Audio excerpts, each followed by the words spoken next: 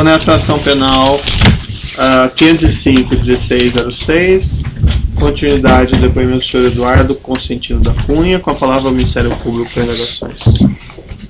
Boa tarde, senhor Eduardo. Boa tarde. Preliminarmente, só esclarecer que a investigação para o destino dos 7 milhões, ela continua acontecendo. Na realidade, os documentos da Suíça, primeiramente, só identificaram a sua conta. O Ministério Público está trabalhando para identificar a origem das outras contas que receberam esses recursos, inclusive algumas delas já identificadas. Em relação às minhas indagações, o senhor alegou que não declarou as contas porque se tratavam de trusts, e como no caso de trust você não tem a posse direta dos valores, o senhor não poderia declarar. Só que no evento 2, AP Inquérito Policial 25, folha 24, tem um laudo pericial que aduz que a conta Netherton era uma conta de uma empresa offshore, cuja sede é em Singapura, e que era constituída por duas pessoas aparentemente de Singapura, Angela Nicholson e Xiang Chong, como diretoras. Nesse caso, não haveria necessidade de declaração dessa conta offshore? Em primeiro lugar, eu não estou pedindo satisfação, Vossa Excelência, do trabalho do Ministério Público. Vossa Excelência está fazendo. O que eu estou falando é sobre o aspecto da indivisibilidade da ação penal. Eu não posso ser escolhido para ser processado se existe outros responsáveis. Em segundo lugar, a conta Netherton era um trust. E isso já foi perguntado por Vossa Excelência durante a oitiva do senhor Tadeu de Chiari, foi respondido por ele, e a nossa defesa vai juntar, se não juntou ainda, o Golden Trust da conta Netherton. E todo trust ele é feito em cima de uma empresa. O fato de existir uma empresa não significa que não exista um trust. Ela se transforma em trust mediante a sua destinação. Então não há necessidade, porque a Netherton é um trust à semelhança da Orion e à semelhança da Triumph, e será juntado o Golden Trust para a defesa. Certo. Voltando à questão que o outro juiz colocou do compliance do banco, realmente alguns formulários a sua gerente fala que o patrimônio é 16 milhões, um outro lhe fala que é 11 milhões de dólares, mas durante esse relacionamento com essa gerente Elisa e com a Mari, elas não questionavam a origem dos seus valores, considerando o seu cadastro constava que o senhor era um político brasileiro, portanto uma pessoa politicamente exposta? Em primeiro lugar, Vossa Excelência sabe, tem aí, dentro dos formulários de compliance, tem formulário dos líderes políticos internacionais. Inclusive está no formulário que está na página 302 do PIC, formulário de líderes políticos internacionais, que foi feito em 2003 com o compliance da conta. Da página 312 a 309 do PIC, é exatamente isso que o senhor está falando, com relação a feito pelo Merrill Lynch, por Merrick Yonaga em 2003. Então, consequentemente, foi feito.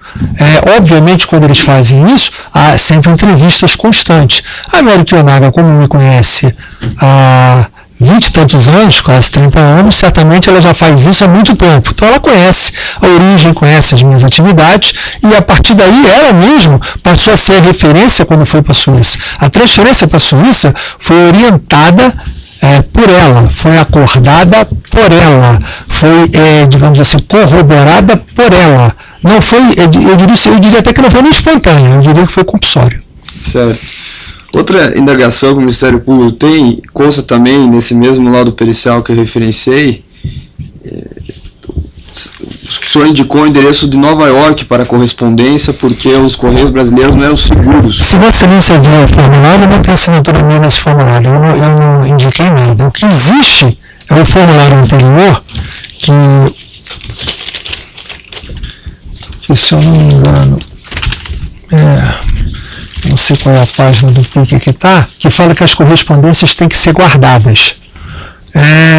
E aí eles mesmo colocam na tradução do documento, nesse formulário anterior a esse aí, que se Vossa Excelência assistir, eu posso tentar procurar, porque eu só estou aqui com as contradições. O senhor, então, não foi o senhor que passou essa... Não fui eu. Esse endereço de correspondência é o endereço da Merrick Yonaga. Ela colocou o próprio endereço e colocou, e não tem, esse formulário não é assinado por mim. E no formulário anterior que fala, diz que as correspondências têm que ser guardadas e que tem que ser colocado, que tem que ser orientado ao cliente para ter uma caixa postal em Nova York. Então foi dada, ela mesma deu a própria caixa postal dela. Essa informação foi preenchida por ela, eu não tive conhecimento e não tenho minha assinatura. E eu não faria isso. Eu optaria por não ter a correspondência, que seria muito mais fácil. Certo. Em relação ao e-mail, quem que é Carlos Trivoli? Foi feito com o banco e com o trust, eu não sei o que, foi o nome que eles escolheram na hora e colocaram, entre eles fizeram. Eu só tinha senha de acesso. Essa conta foi criada pelo senhor ou foi criada pelo... Foi criada em conjunto, numa dessas reuniões, eles criaram, foi criado pelo banco, pelo operador do banco, pela gerente do banco, foi criado junto com ele, no Hotmail e e-mail, o endereço ficou com a senha, eles ficaram com a senha e formularam a senha. Foi isso. Não seria mais fácil o senhor utilizar o e-mail que o senhor já detinha, o e-mail funcional da Câmara, os deputados? A coisa é muito simples, não fui eu que tive essa iniciativa. Essa iniciativa se deu, como eu falei, apenas em 2012, em junho de 2012, muito em função desses depósitos correspondentes na Oreo, e que eu levei muito tempo para ter o conhecimento até a confirmação, e o banco convencionou que era bom ter uma forma de contato para uma situação emergencial. E a situação emergencial se deu a partir daí, e por causa disso eles criaram. Foi a opção deles, tinha que ser uma senha, um e-mail que eles tivessem acesso. Obviamente que eu não queria que eles tivessem acesso com a minha senha no meu e-mail pessoal. Então o e-mail dessa finalidade feito, cuja utilização e senha se detinha entre o banco, entre mim e entre o trustee. Era um e-mail compartilhado. Era um e-mail compartilhado. Utilização compartilhada. Certo. Tem uma outra questão aqui em relação a Elisa Mailos, um e-mail enviado no dia 8/7/2015, para o Carlos Trivoli, ctrivoli0987@hotmail.com, em que ela pergunta da informação do último pagamento feito por Bell. Não sei o que é. Eu não respondi. A partir desse momento que houve o bloqueio das contas e que eu fui comunicado, eu acessei o e-mail somente uma ou duas vezes. E acessei até mesmo para poder saber se já tinham desconectado o e-mail, para poder, até era o caso, desconectar. Optei por não fazê-lo, porque poderia ser importante para a prova posterior se houvesse algum tipo de processo, seja na Suíça, seja aqui no Brasil. Então optei por não fazê-lo, por não apagar, poderia perfeitamente ter apagado, não o fiz, porque eu optei por deixar, mas eu não respondi, então eu não sei o que é. Entrei apenas uma ou duas vezes, e a última vez que eu entrei foi essa que está colocada lá no dia 26 de outubro de 2015.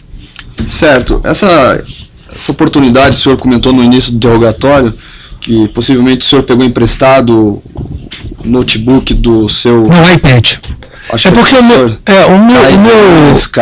o meu escritório, Casey é meu assessor da Câmara, mas ele começou a trabalhar comigo depois de 2012. Ele não tem nenhuma responsabilidade na confecção do e-mail. Ele não fez absolutamente nada. Apenas a minha internet é muito fraca no meu escritório do Rio de Janeiro e efetivamente naquele momento que eu acessei era um dia que eu estava no Rio de Janeiro, já verifiquei.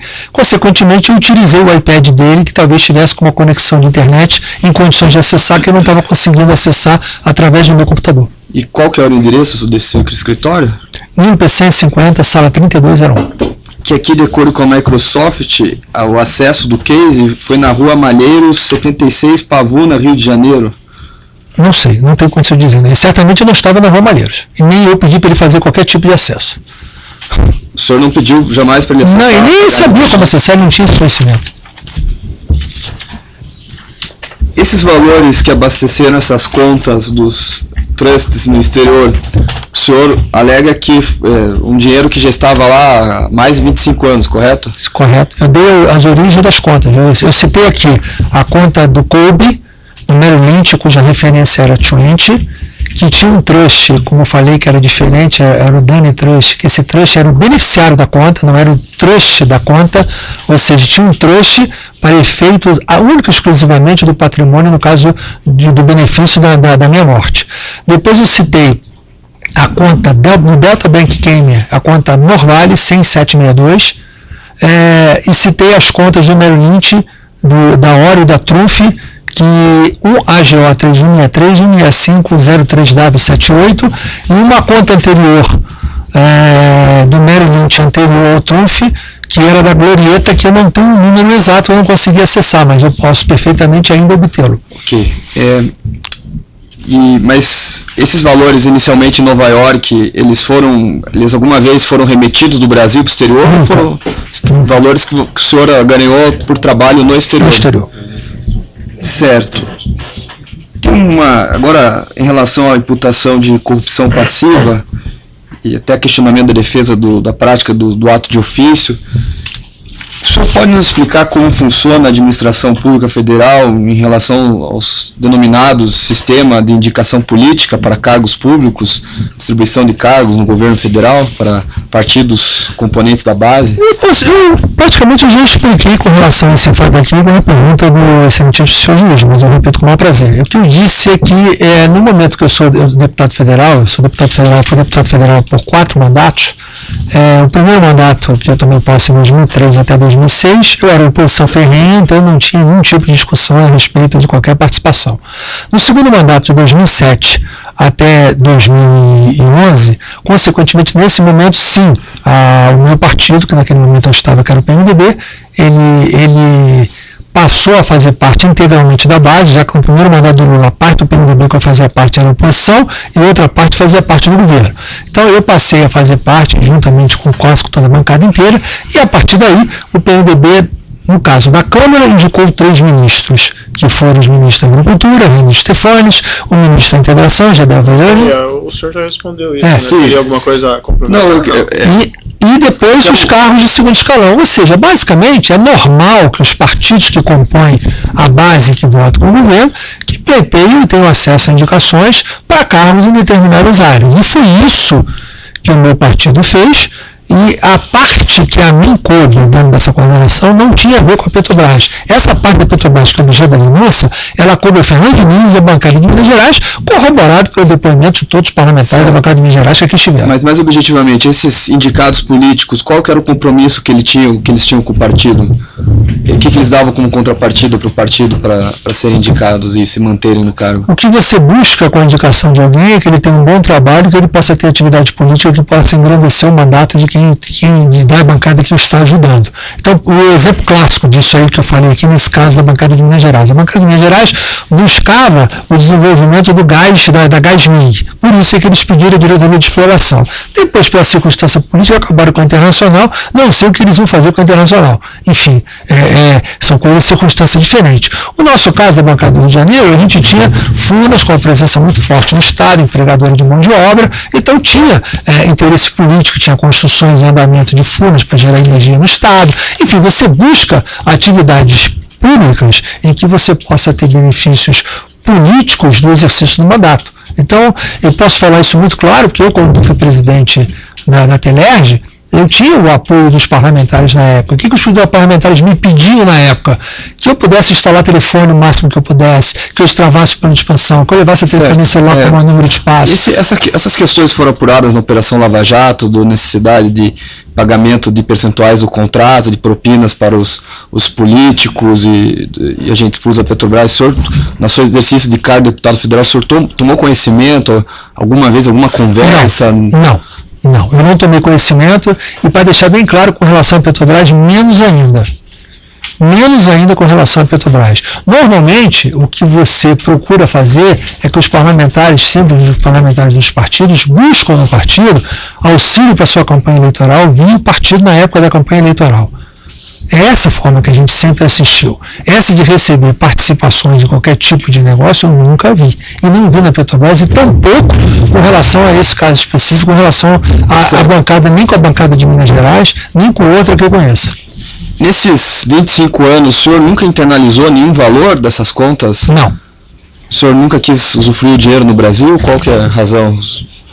Eu utilizava os recursos, primeiro os recursos patrimoniais, e esses recursos patrimoniais que existiam, eu buscava, de uma certa forma, ter como aplicação. Eu usava basicamente em consumo, em viagens ao exterior muitas vezes eu usei, e fora disso eu usava. Certo. Depois é que houve outros momentos, enfim, há vários momentos dessas situações, mas todas as situações eu avisava como se fosse uma caderneta de poupança, e nunca com o objetivo de poder utilizar deles. Certo, mas duas questões, excelência, já me caminhando para o encerramento. O senhor Felipe Diniz, o senhor comentou que depois da morte de Fernando Diniz, o senhor passou a ter o contato com o Felipe Diniz para cobrar esse... Não é para cobrar. O meu contato com o Felipe Diniz foi muito maior do que cobrar. Eu não tive contato para cobrar. Eu tive contatos periódicos para ajudá-lo, para assisti-lo. Ele buscou em mim, digamos assim, um apoio para a situação difícil que ele estava vivendo, ele e a família dele, pela desorganização, pelo desconhecimento que ele tinha das coisas todas. Eu o orientei muitas vezes na forma que ele podia buscar resolver os problemas dele. Então ele teve um aconselhamento comigo, eu tratei quase como se fosse não vou dizer um filho, porque a idade dele não é tão grande, mas eu tratei quase como se fosse uma pessoa da minha família, pela consideração que eu tinha do Fernando Diniz. Acima de tudo, eu era muito amigo do Fernando Diniz. A morte dele me impactou muito. Se eu tivesse que perder apenas o dinheiro que eu tinha colocado para ele, em função da morte dele, a perda teria sido a menor possível. Para mim, a perda maior foi a morte dele, que eu era muito ligado. Então, consequentemente, eu quero lhe dizer que eu tratei ele e procurei saber se ele estava precisando de ajuda, não para cobrar. Cobrar é uma consequência do processo. Ele tinha condições, recuperando o patrimônio do pai dele, e se as coisas que estavam combinadas com o pai dele pudessem ser cumpridas, ótimo. Mas se ele dissesse que não podia, eu rasgaria o documento e abriria a mão de qualquer coisa da dívida. Certo. E o senhor comentou que tinha conhecimento que o pai dele tinha uma casa no Lago Sul, no nome de uma offshore. Não, conhecimento não. Eu tinha certeza, e isso inclusive foi corroborado em depoimentos aqui, a casa onde ele recebia. O senhor não achou estranho o fato de ele ser parlamentar, ter uma casa no nome de uma offshore? Ele tinha conta no exterior com a aplicação da Madoff. Eu não perguntei como é que era, eu não conhecia o imposto de renda dele, não tinha obrigação de fazer. Cada um que responde pela sua forma de obter a vida. A forma como ele obteve o patrimônio dele, caberia a ele explicar e não a mim. Então ele era meu amigo, eu sabia da situação, sabia de tudo, sabia que ele tinha casa com offshore, sabia que ele tinha conta com a aplicação da Madoff e sabia que ele tinha mais patrimônio, que eu não sei se o filho dele conseguiu recuperar. Certo. E o senhor João Augusto Henriques? O senhor, então, nunca teve nenhuma tratativa com ele pessoalmente, em sua casa, por telefone? Foi... Seu João Augusto Henrique, tratativa com o seu João Augusto Henrique, eu não tive nenhuma. Tratativa nenhuma. Certo, estou satisfeito, excelência, agradeço. O assento de acusação tem informações? Sempre. O defesa do próprio acusado tem questões? Sim, excelência. Sim. Talvez puxar um pouquinho.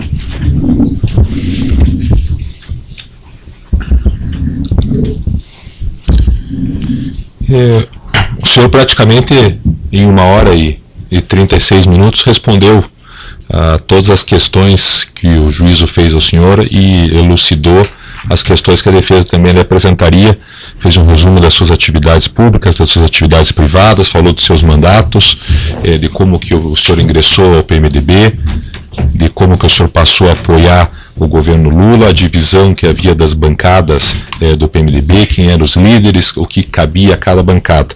Nesse quadrante, o senhor tem alguma coisa a mais que o senhor gostaria de esclarecer? Talvez só um pouco mais de detalhes, porque os detalhes, às vezes, eles fazem toda a diferença, porque são considerados de uma forma obtusa em alguns momentos. Então, a minha posição no primeiro mandato era radical.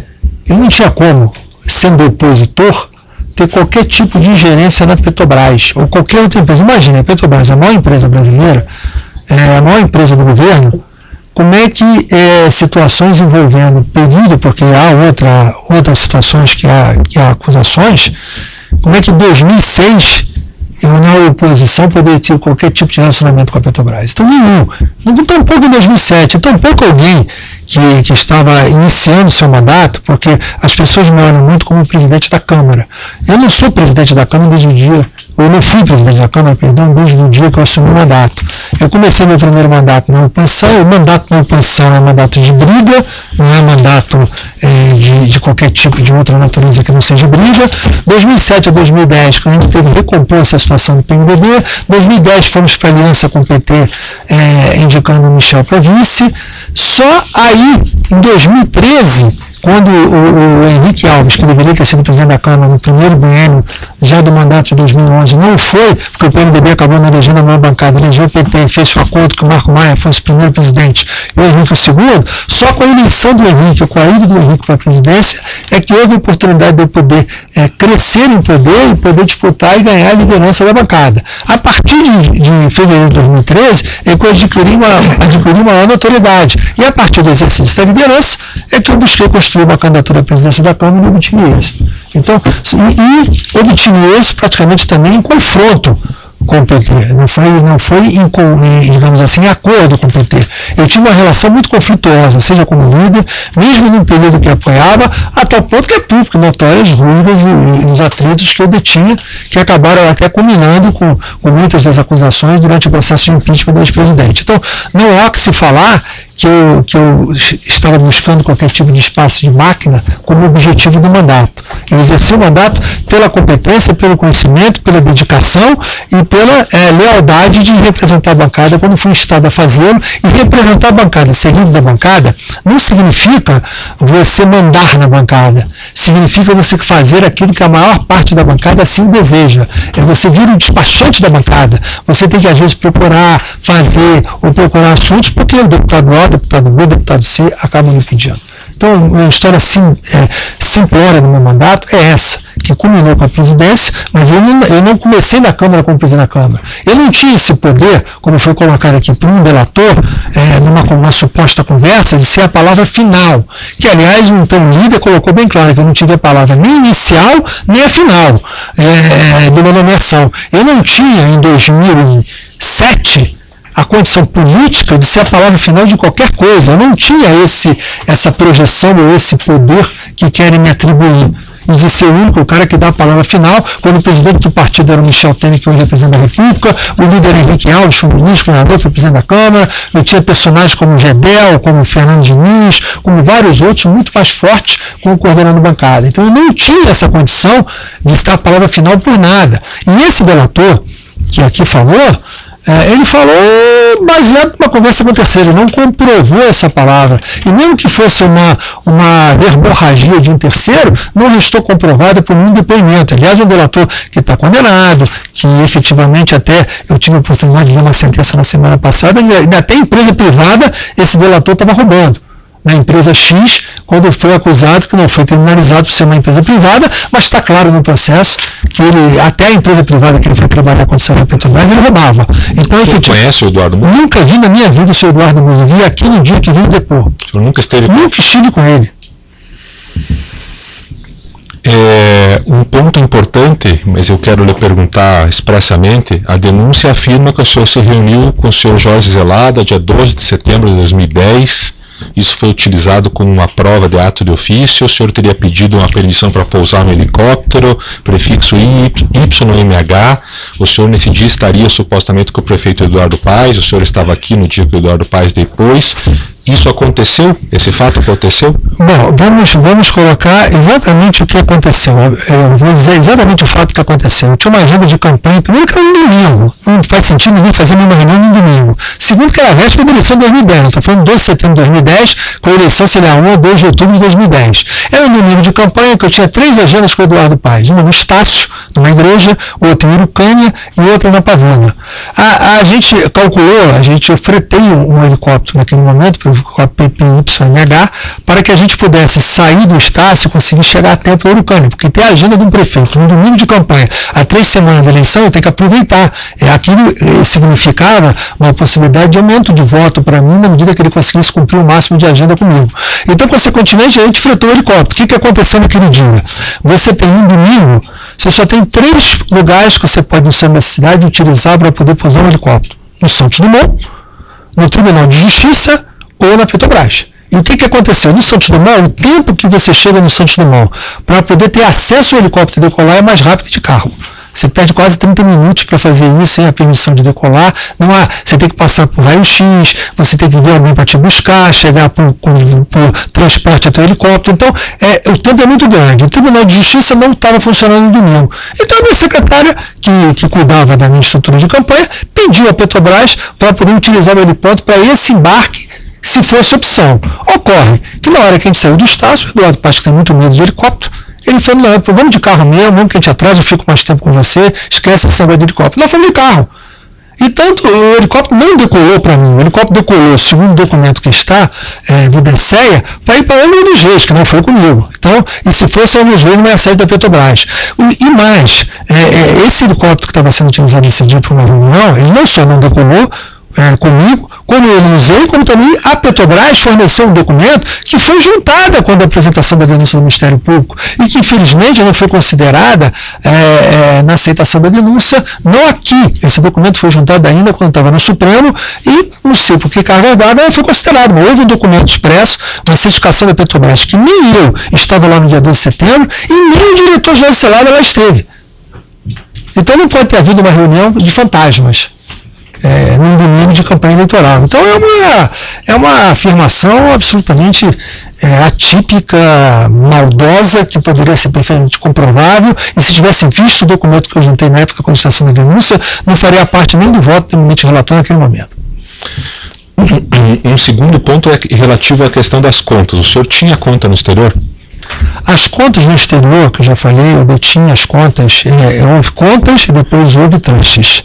As contas, elas advêm no período de mais de 25 anos. Essas contas que eu detinha, elas foram apenas em duas instituições financeiras, no Delta Bank e no Merrill Lynch. Merrill Lynch, que depois virou o juros de Barra, o Merrill Lynch Banco Suíço. Nas contas que foram colocadas, que detinham inicialmente estruturas de empresa e depois que viraram estruturas de trust, principalmente depois do momento em que o Banco Central se regulamentou. É bom deixar claro aqui que o Banco Central, inclusive, mudou a normativa com relação à aplicação depois desse episódio. A normativa de resolução emitida pelo Banco Central para tentar incorporar a situação trust depois que esse caso se tornou público e que houve a contestação. Isso era bom que uma excelência comum da defesa pudesse até juntar para mostrar que tanto eles não tinham entendimento que tinha obrigação de declarar, que eles mudaram a normativa. O fato de mudar a normativa significa que eles entendiam que a normativa estava fraca. Ok. No processo de separação da sua primeira esposa, em 1996, o senhor noticiou a existência de uma dessas contas? Nesse processo de separação que está, ela noticia a existência de conta. E ela noticia justamente o nome da oficial da conta, Américo Naga. E ela junta, inclusive, um extrato do ano de 1995 de movimentação da conta, que está no processo. Nós vamos juntar esses documentos que são aqui no... Também, essa é cópia, não está ainda nos autos, excelência, mas será juntada ao processo de separação. Nós tivemos acesso essa semana ao processo de separação de 96. Consta aqui a manifestação da sua ex-esposa dizendo que o senhor ocupava um cargo na Câmara de Comércio e Indústria Brasil-Zaire. Eu ocupava. A Câmara de Comércio e Indústria Brasil-Zaire, eu era conselheiro e ocupei o cargo de diretor da Câmara. A Câmara de Comércio e Indústria Brasil-Zaire, ela tinha como presidente uma pessoa já falecida que foi meu sócio, Josefina Hernando de Freitas Viegas, foi meu sócio na empresa Léo do Comércio Exterior e também obteve o trancamento da mesma ação por extensão da minha decisão nesse ano de 1917, referente à movimentação de 1988, quando lá ele detinha uma offshore, que é a Offshore Scott Corporation, com conta no Delta Bank, no banco que a gente detinha a conta, e que eu era autorizado a assinar nessa conta em 1988. E essa conta é que era a motivação da denúncia. O senhor falou sobre a Mary Kiyonaga, o senhor falou sobre a Elisa Maílios, são duas funcionárias do Merrill Lynch, e também falou, mas não mencionou o nome, eu acredito que seja essa pessoa, uma pessoa chamada Luiz Maria Pineirua, representante do Posadas e Vicino, consultores internacionais. Esses são os trustes que foram nomeados, né? Tem alguma coisa que o senhor queira acrescentar em relação a essas três pessoas que faltou o senhor falar? Não, falta acrescentar o seguinte: é impossível você fazer prova daquilo que a gente está falando sem ouvir essas pessoas. Até porque você conhecer a minha movimentação, para saber da origem do meu patrimônio, para saber da origem da existência de recursos, é importante que seja obtida a última dessas pessoas, para poder corroborar tudo que a gente está falando. Não ouvir essas pessoas vai significar deixar um hiato de coisas que podem ser confirmadas e que prejudica sensivelmente a nossa defesa. O senhor poderia falar sobre a conta Copec? Bom, muito importante falar da conta Copec. A conta Copec, e aí é importante colocar, porque isso, inclusive até tem documento juntado na denúncia, e é muito claro isso aqui. Se eu não me engano, na página 78, tem uma parte de um facsímile que fala o seguinte: na conta Copeg fala credit card use only relativos à conta do número que é da Triunfo, 466857. Bom, essa conta Copeg foi aberta por mim na pessoa física da minha esposa como uma conta de cartão de crédito. Eu fiz essa abertura dessa conta, eu obtive o cartão de crédito em nome da minha esposa, primeiro porque ela viajava com mais regularidade para poder assistir filhos nossos que viajavam no exterior, em segundo lugar, obviamente talvez o banco nem aceitasse abrir uma conta, nem mesmo para cartão de crédito em meu nome, por ser politicamente exposto e era fora do trust. Eu interrompi um minuto para o câmera do áudio, gente.